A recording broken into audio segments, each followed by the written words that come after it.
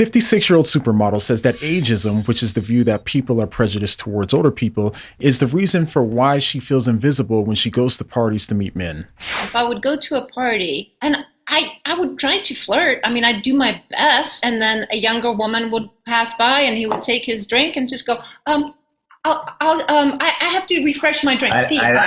In a recent interview, when she talks about feeling invisible in the dating world, she also said, "We need to stand up and insist on not being invisible. We are in a society set up for women who look like little girls. That shouldn't be okay with us. We need a collective movement to fight ageism." But I don't think that winning a fight against ageism is really what she wants. At core, what I believe that she wants is the same thing that we all want, and that's to be personally seen as valuable by the people who we also see as valuable.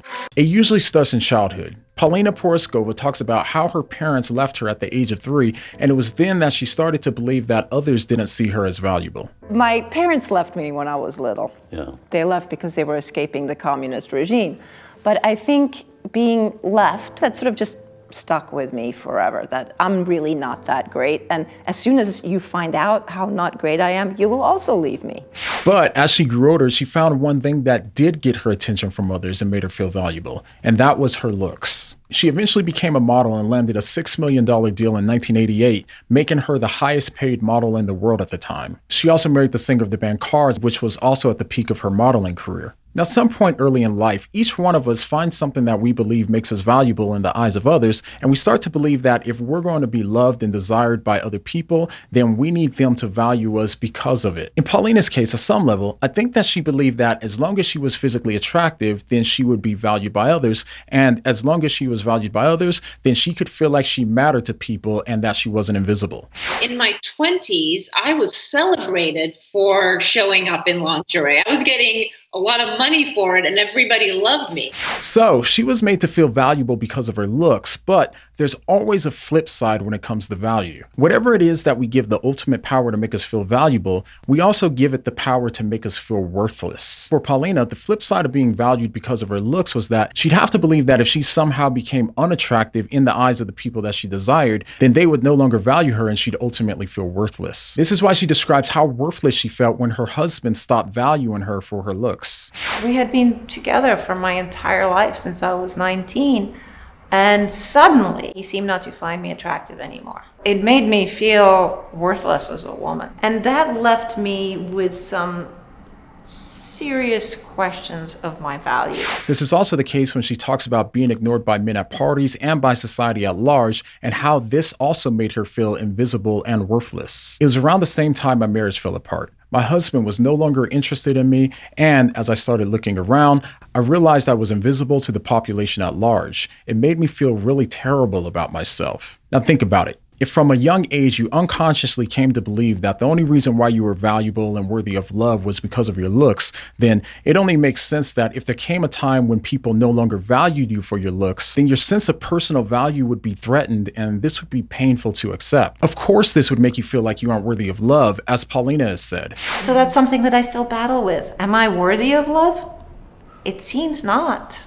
Now, like Paulina, everyone has something that you either consciously or unconsciously tell yourself, as long as I have this, I'll be valuable and worthy of love. Or if I get this, then people will finally find me valuable. Now, whatever that thing is, although it does have the power to make you feel valuable, it also has the power to crush you and make you feel worthless. When you don't get or you lose that thing, then it'll become earth-shattering and devastating for you. It'll rob you of your desire to get out of bed in the morning, and you start feeling like you aren't valuable enough to be loved any longer. And for Paulina, it seems that that thing was her looks. I was getting a lot of money for it and everybody loved me.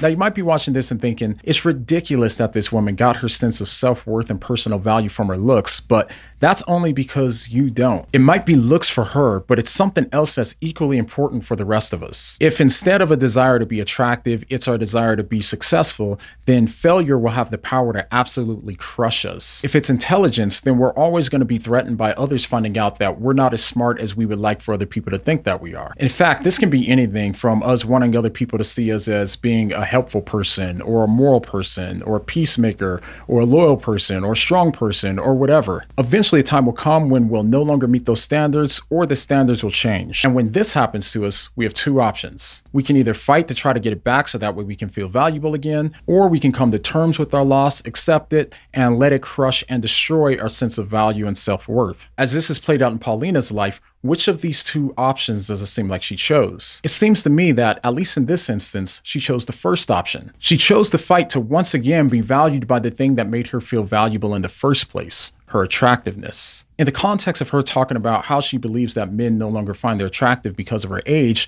she decided to start a movement to fight against ageism and hopes to change society's perception so that way single men would find older women attractive. If they find older women just as attractive as they do younger women, then she can once again feel valuable like she did in her youth, and if she's successful in doing so, then she can return to having a sense of self-value and self-worth. But the obvious question is, what if her movement doesn't work? What if the single men in society never find older women as attractive as they do younger women? If it doesn't work, then of course she'll have to remain crushed and broken as she says that she is now.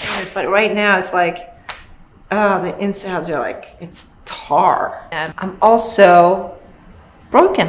Now, if I'm being honest, the chances of her reforming the desires of the male dating population into wanting older women is slim to none. But even if she were successful, what society finds attractive is still always changing. What if this is the Kim Kardashian era and people stop finding blondes attractive? Then do we need a movement against blondism? Do we need a new movement each time she feels invaluable and unattractive? And why only for her? Why not for everyone else? So not only is this socially unlikely, but it's also not even socially practical. Now, I hope my intent here isn't misunderstood, because this is in no way to pick on Paulina, because I think she's just like the rest of us. Like her, all of us will forever be slaves of wanting to be seen as valuable by the people who we believe are valuable. We all crave to be seen as valuable, even if it's only by one person. But even if we are fortunate enough to find that one person who values us as much as we value them, as she explained about her ex-husband, people change and people also die. So it was my husband who died, and then I fell in love very much with somebody else, and he left me. Both thought that I was not worthy to stay for. But the good news is there's at least one way I can think of that will allow us to feel valuable, and it also won't ever crush us. Since we all have a deep longing and need to be valued by someone else, who is the greatest person that we could ever be valued by?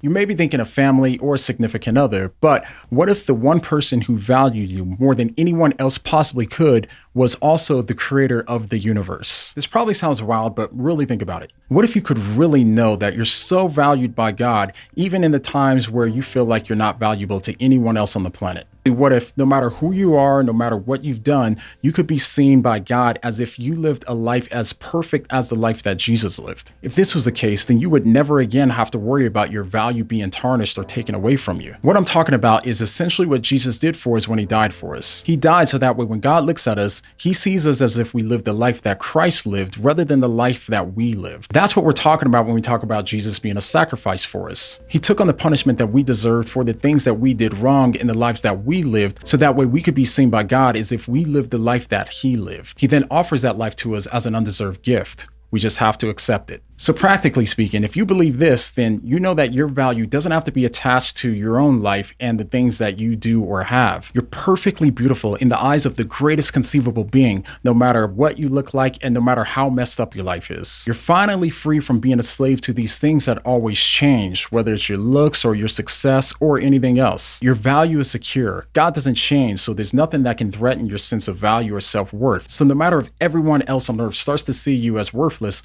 you know that you're supremely valuable because the greatest being in the universe finds you valuable. This can't make you arrogant since you did nothing to deserve it, and at the same time, it's also the only way for you to get a sense of value from someone else in a way that won't ever crush you. So next time you find yourself placing your value in your looks or anything else in this world, what are you gonna say?